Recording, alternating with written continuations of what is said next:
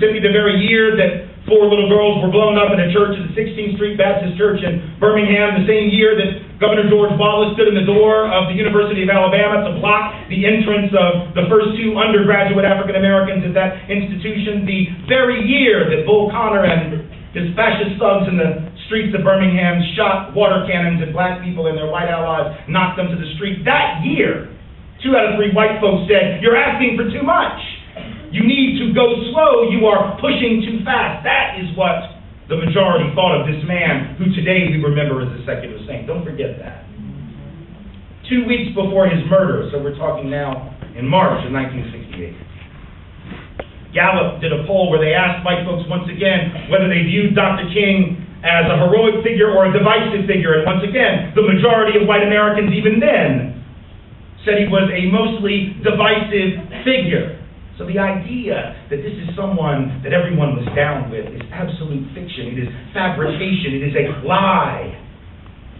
So many of the people who praise him now, who are old enough to have been around then and had done nothing to support the cause of civil rights, and in some cases even stood opposed to those legislative victories. The fact that they will now come before us and tell us that they are the true apostles of this man is an act of historical obscenity, and they must be called on that.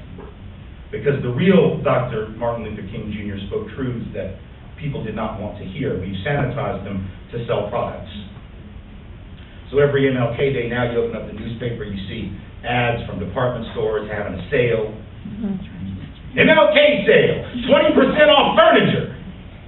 Right? 10% off a new car, because that's what Dr. King was all about, new cars.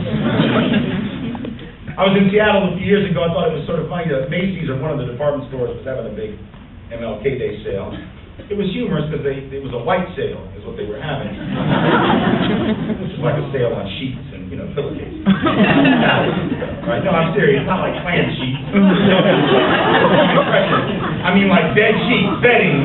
They call it a white sale, but now there's irony embedded in that. MLK Day white sale. You gotta love that. But the thing is, it's still product placement.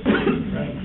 It's still about just using it as a marketing opportunity. Sanitize for our protection, but I'm not going to sanitize what the man and the movement were about and what our jobs are today, because there is far too much at stake. You see, that safe and warm and fuzzy Dr. King is not worth remembering unless we remember that he also said, in addition to all of his paeans to brotherhood and togetherness, he said that we were facing triple evils to which we needed to turn our attention. This was something he said very clearly. He said it April 4th of 1967, 1 year to the day before he would be murdered, in his speech at the Riverside Church in New York City, where he talked about the triple evils facing this country, and he named them: racism, poverty, and militarism. No politician today in either party has the courage to name them, let alone to call them what they are and what they were. Politicians will not utter the word racism for fear of alienating voters who aren't prepared to hear it. Politicians will not talk about poverty because we're too busy blaming poor people for their economic condition to deal with the actual structural and systemic reasons for poverty. And nobody condemns or calls out militarism because both political parties are in bed with the process of militarism. Actively making war and taking the lives of innocent people, not making you or anyone in this country one iota safer in the process. Militarism, poverty, and racism, the things that Dr. King spoke about, not one of our so-called leaders will consistently speak to in this country.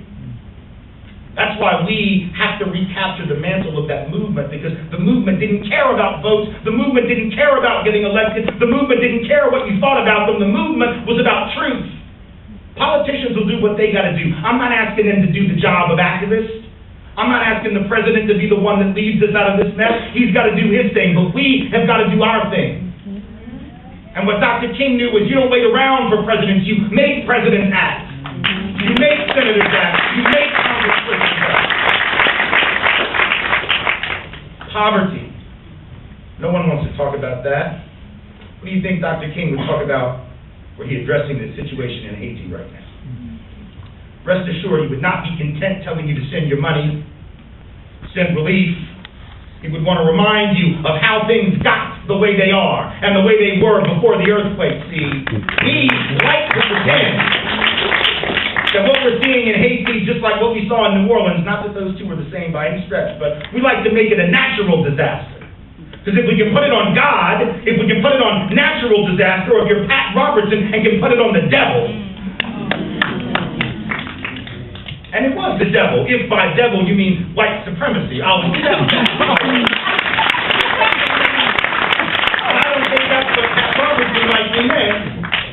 Right, why do I say it's on white supremacy? Folks get angry. You can't put it on white supremacy. It was an earthquake. What do you mean, white people control the tectonic plates? I'm not saying that. I'm saying there's a reason that Haiti as a nation is and has been as poor as it is. And if you don't know the history of that, blame the school systems through which you and all of us came, because they didn't talk about it. Dr. King would remind us of what happened, that for the last 200 years plus, that country has been subjected to consistent economic subordination, sanction, occupation, and oppression by Western powers. Not only the United States, first and foremost France, actually, originally.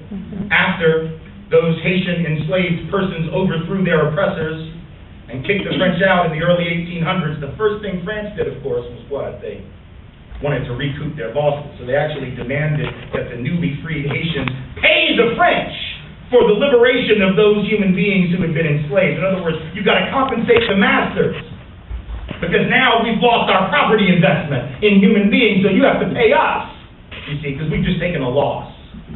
And so the Haitians, forced by the economic sanctions placed on them by France to do that in order to receive any kind of recognition or any type of opportunity to grow as a nation, decided, okay, we'll pay you off, but they didn't have the money to do it, so where'd they turn? They turned to the United States.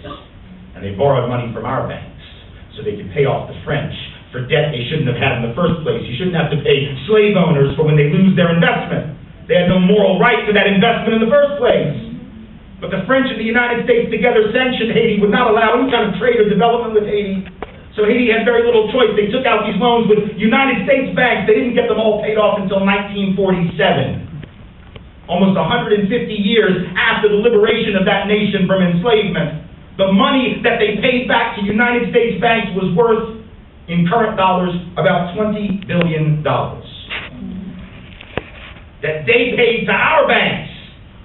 And now we talk about maybe we'll send them $100 billion. Let me suggest to you something is terribly out of balance there. When you have an economic and political system that subordinates an island, that subordinates a people, that actually makes them pay you for their freedom. And then says, we'll give you pennies on the dollar of what you gave us. It was just bonus week on Wall Street. You would think some of those bankers who just got fat checks for hundreds of thousands, maybe even in some cases 7 figures, could cut loose with some of that, since after all their banks might not even exist, were it not for the interest that has been ripped off from poor people the world over who've taken out loans and had to pay them back at inflated interest rates to our country. Dr. King would remind us of that. He would remind us that we have been for years dumping rice on the people of Haiti under free trade agreements that allow us and our farmers to take rice and sell them at really below market cost in Haiti, thereby undermining the agricultural base of the Haitian people, undermining their ability to either engage in subsistence farming or certainly to sell rice for profit.